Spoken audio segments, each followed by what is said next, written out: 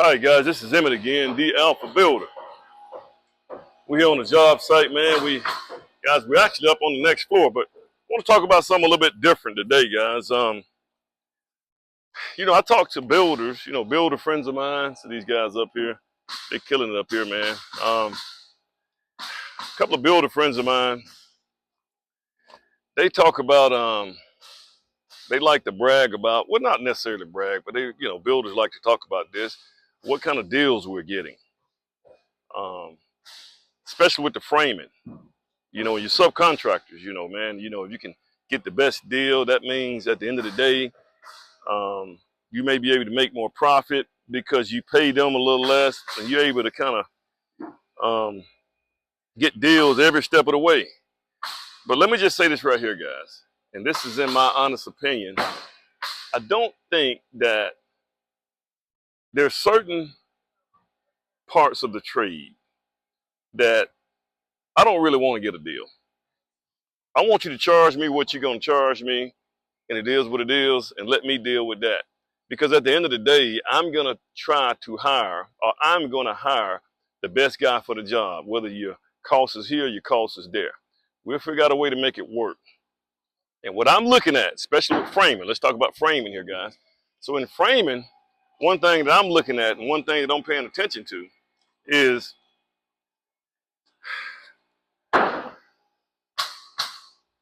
how wasteful are you? And that could be alleviated if you do red lines. So I'm looking at waste. I'm looking at your knowledge of framing. How well do you know framing? And also, guys, I'm also looking at how well you and I can communicate. There's a language barrier, stuff like that. Makes it very difficult for me to communicate. Or how much I got to be on this site. If I have to supervise this site just as much as you do, then that's what I'm looking at, guys. If I don't have to do any of those things, like on this particular job right here, this guy right here has been with me for a while. He understands framing. He got it figured out. He actually built the green certified home that I had approved here probably about 20 years ago. He was the framer on it. He also installed the windows for me. But these are the things I'm looking at. Right now, guys, in the state of Alabama, right here, you can get framing from, guys, you can get it from, I think the going rate right now is about $5 up to $7 a square foot.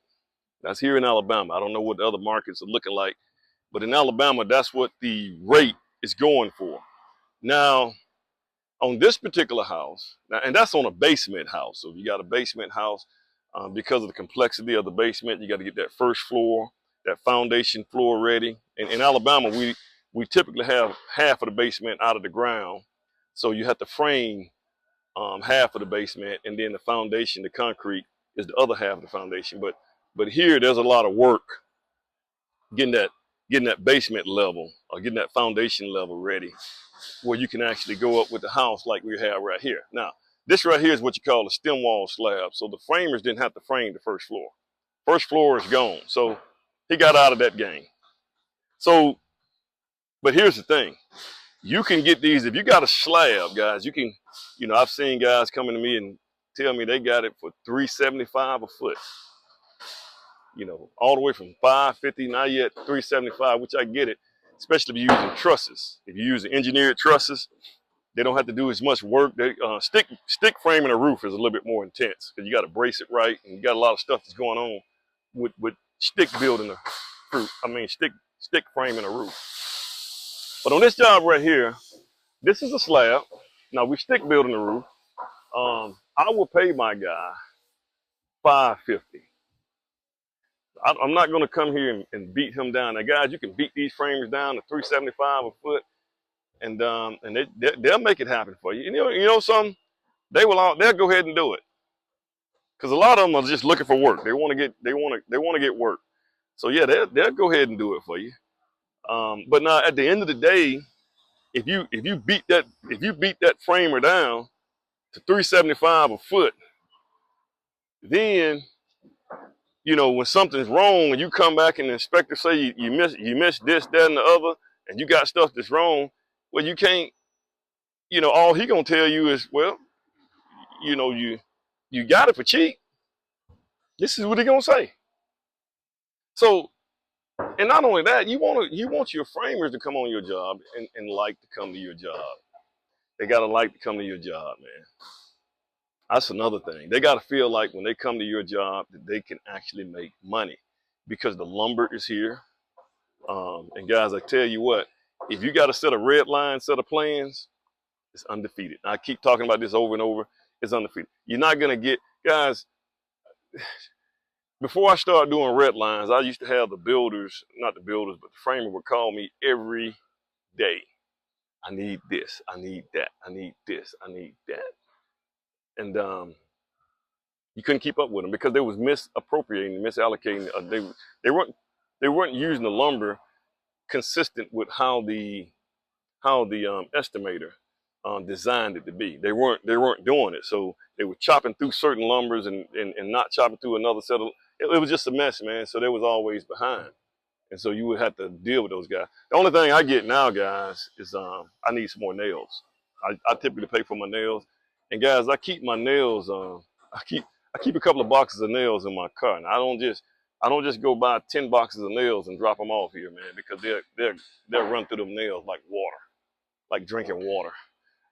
So I keep them in my car, and I kind of ration them things out to my framers for the most part. I hadn't figured that one out yet. But now, if you look at the code actually tells you how many nails, where the nails supposed to go everywhere. But guys, you don't want to beat these framers down. Let them make some money. Pick the best ones, man. And typically, man, the higher the cost, you know, the more detail oriented those guys are going to be. Because you got to make sure you got somebody to understand loads and how loads stack, how spans work. They got to understand span charts, span tables. They got to know how to read those engineered plans, because a lot of stuff that we use now is going to be engineered lumber. You know, I-joist, LVL beams, lamb beams, and all glue lambs. You're going to be dealing with all this different type of stuff. They got to understand bearings and stuff like that. So there's a lot of stuff. If you got a framer that understands those things, man, you're winning. And that's what you want. You want a framer to understand. He got to understand all this stuff, man. And that makes it where I don't have to be out here, or I don't have to be out here as much. You still need to come out here, builders. You got to come out here and you got to look at this stuff, because at the end of the day, when you deal with inspectors, they're not going to deal with that framer right now. They're going to deal with you. You know, unless at some point in time they start licensing framing, but no, they're going to deal with you. So you got to make sure you got this stuff right. But don't try to beat your framers down. Go ahead and pay them. Pay them. You know, framing, mechanical, electrical, plumbing, roofing. You know, things like that. Things that are not cosmetic. Now, cosmetic, you might be able to beat them up a little bit. You may be able to get more cosmetic items, man. I might, you know, maybe things like flooring and stuff like that, paint. You know, I won't the painter. No, you go ahead and pay your painter. Find your good painter, pay him. Because at the end of the day, man, if that paint, that's going to be the person that gets all the punch items. That 90% of the punch items at the end of the house is going to be due to paint stuff.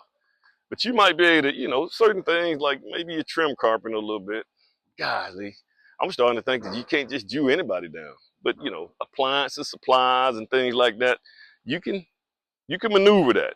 You know, your lumber supplier, you may be able to get them down a little bit here and there. And you know, another thing I had to do on this particular house, guys, is I had to make sure they put in the right tax code on this right here, because here I'm in unincorporated Shelby County, and guys, you got to look at everything. You got to look at every invoice, every last one of them, to make sure they charge you right, because they were charging me 5% more. And they were just putting the stuff in the computer, man. They were just doing what to do. But they were charging me 5% more on all my lumber. At the end of the day, you're looking at $50,000+, man. You do the math. Take 5% of 50,000. You know, that's a nice chunk of change you could save, man. You know. So, guys, at the end of the day, you know, framing details like that, pay these guys reasonable price. Pay them, be fair with them. You don't want to hear at the end of the day, they come back to you, they done messed your house up, and then they come back to you and say, well, you didn't pay me. I mean, I didn't make no money off you, you know. And you especially hear that with my people. My people, that's the first go-to. Man, they ain't make nothing off you anyway, man. They just want. So certain things, guys, like I said, in framing, man, don't just beat these guys down. And don't be sitting here bragging about how much of a good deal you got, because you got them down from 550 to 375. You're probably hurting yourself at the end of the day. All right, guys, you guys have a good one.